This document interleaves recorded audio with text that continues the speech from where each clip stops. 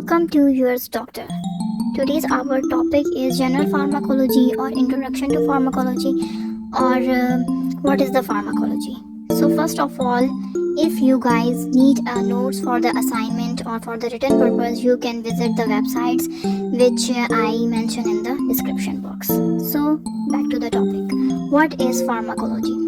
The word pharmacology is derived from the two Greek words, pharmakon and logos, which means the pharmakon means drugs and logos means study. So we can say that the study of drugs. So generally we can say that it is the study of substances that interact with living system, just like within our body, through the chemical processes, especially by binding to the regulatory molecules like receptors. They activating the receptors or inhibiting the receptors. So it can initiate the body processes or it can inhibit the body processes. Another way we can say that it is the study of biochemical and the physiological effects of drug. Just like we know that absorption, distribution, biotransformation, elimination, adverse effects and the mechanism of actions.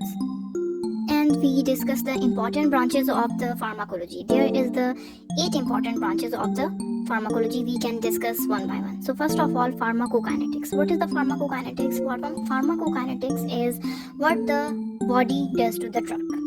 It is the pharmacokinetics like absorption, distribution, biotransformation and elimination. And what is the pharmacodynamics? It is opposite of pharmacokinetics. The pharmacodynamics is what the drug does to the body, like it produces the physiological actions, biochemical actions, like we say that the mechanism of action of the drug.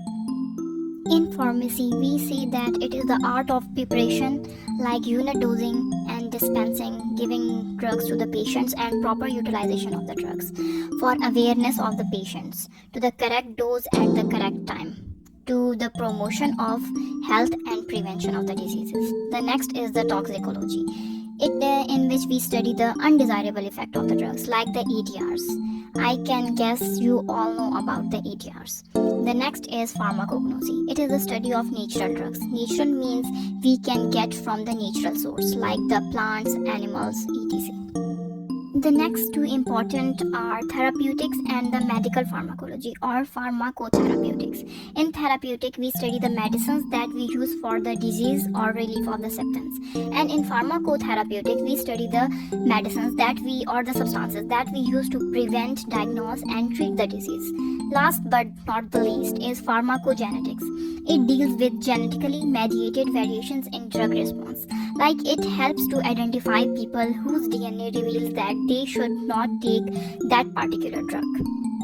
So what is the drug? The drug word is derived from a French word. The pharmacology word derived from a Greek word and drug word derived from a French word, which is the drug, which means the dry herbs. Because in ancient time, all peoples get the drugs from the natural source like the plants by drying it. That's why they called it dry herbs. So any substance that when introduced into the body bring about a change in biological functions through its chemical action, like when I have a fever, so it can decrease the fever. So it is the biological change in the biological function. So any substance used for the purpose of diagnosis, prevention and the relief of a disease is called the drug. So what is the prodrug? The prodrug is the precursor of the drug. It is the chemical substance that must undergo the chemical conversion by the process of metabolism, or we can say the bioactivation, which can become an active pharmacological agent. So you know what will active pharmacological agent do? It will produce the pharmacological action, the desired pharmacological action. The examples of prodrugs are methyl, zopa, omeprazole, etc. Now move toward the drug nomenclature. So there is the 3 names for a drug: a chemical name, generic or approved name, which is mentioned in the I will explain later, trade or the brand name. Okay, so first of all, we say what is the chemical name. It describes the chemical structure of the drug. We can also discuss it in the examples. Generic or the approved name, which are mentioned in the pharmacopoeia. Trade or brand name given by the pharmaceutical company, the manufacturer company who are manufacturing the drug. You guys can better understand by the examples of the drug nomenclature. The first example is the paracetamol. For the paracetamol, the chemical name is the N-acetyl para-aminophenol, which describes the chemical structure of the drug.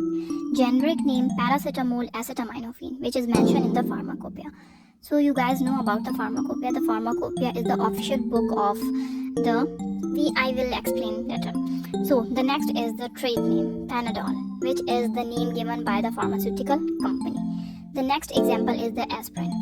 For the aspirin, the chemical name is the acetyl salicylic acid, the generic name is the aspirin, and the trade name is the Disprin.